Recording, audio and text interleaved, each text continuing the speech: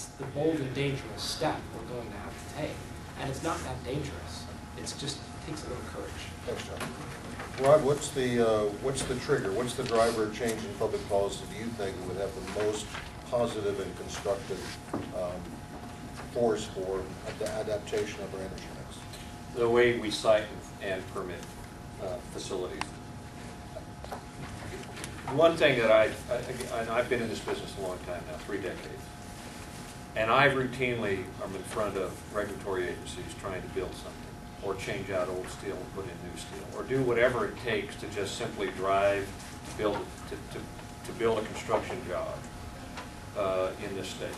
And one of the things that I hear most often when I talk, everybody wants to think that we can be green and we can just inherently be green and the jobs will flow out of that. We will be green. We will indeed build a very broad, sustainable future over the next group of decades.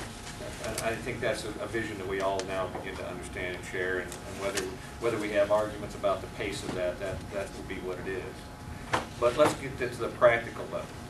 In this air basin, if I try and do something, as you will, as to create a manufacturing asset, to put a plant in, then that plant is going to have a small emission footprint. It by nature will have that. I can't go and get the offsets to do that in this air basin.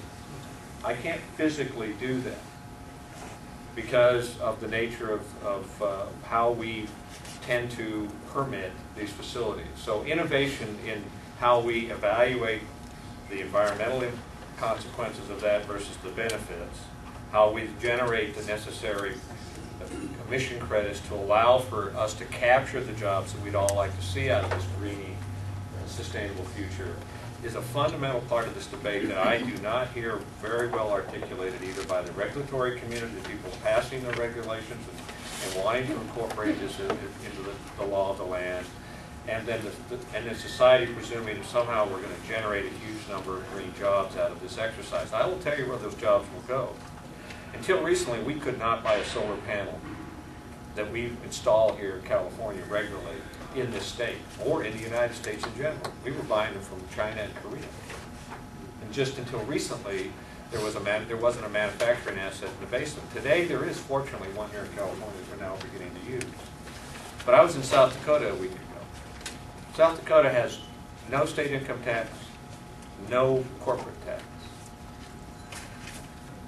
We may provide a design for a product, a green product, but don't presume that we're going to benefit as a state in capturing the manufacturing and sale and manufacturing that product and some of the components that add real value when you're looking at growing your economy. Those are some challenges that we need to confront. As much as we want to build a sustainable future, we have to be very practical about how we're going to make sure that those opportunities, those jobs actually do come to our state. And not just the engineering. We all have engineers. I live with engineers every day. They'll design the specifications, and then they'll get farmed out to somebody to make it. And that's where we need in that chain to capture both of those values. So for me, it's being able to permit assets and make them available to this economy that we'd like to sustain here in California. Anthony, same question. Well, I agree actually with that. But it is difficult to.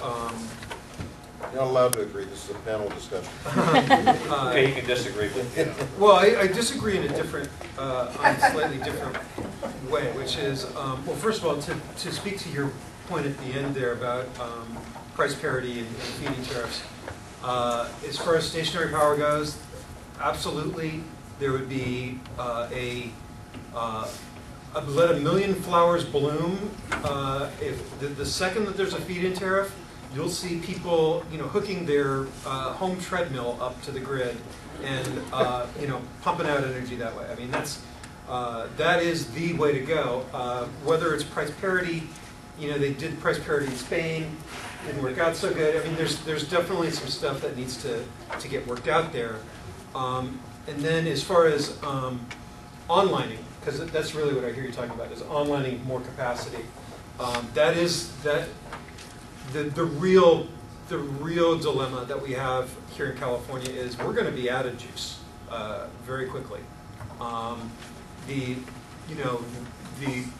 Norway and Denmark can beat up on the United States all they want, but our economy here in the state of California is about 4 times as big as either one of those countries, and our net GDP or GSP as a function of carbon output over the last 15 years has declined by over 40%. Okay, so we are the most energy efficient large economy in the world. We have been for over 15 years. Okay, you know, let Denmark give Obama as hard of a time as they possibly can, but that is the fact of the matter. And it's not just California, it's also Texas, it's also the state of New York, it's also the state of Pennsylvania, it's also the state of Illinois, all the other states in the country that have adopted basically the California policies, whether it was the Pavley fuel regs or I actually like to say stationary power regs. You know, what happened in the state of California over the last 20 years worked.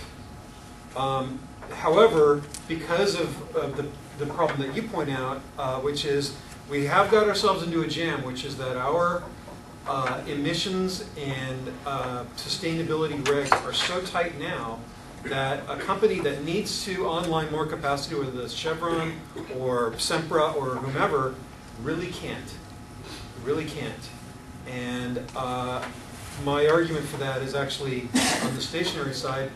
That's why we need the feed-in tariff now more than ever. Because if I don't need to run a trunk line from Tehachapi to downtown LA to move that power, if I can just have that power that I'm doing myself, whether it's in an algae tank that I've converted my swimming pool into, or you know, whether I've got my kids, you know, running on the hamster wheel all night to generate electricity, it doesn't matter. When I can be my own Enron, when I can sell energy in and out of the grid as I want to, then I do have energy independence. And there will be no energy independence for anybody until you can generate, or you have the choice to take and leave energy purchases as you want. Right now you don't have that choice. Terrific. So I know somebody's going to ask one of the panelists why DWP isn't here and why we don't have a feed-in tariff in LA, but I'll leave that to you. Let's have some questions. Back here. No, right? No, you're first here.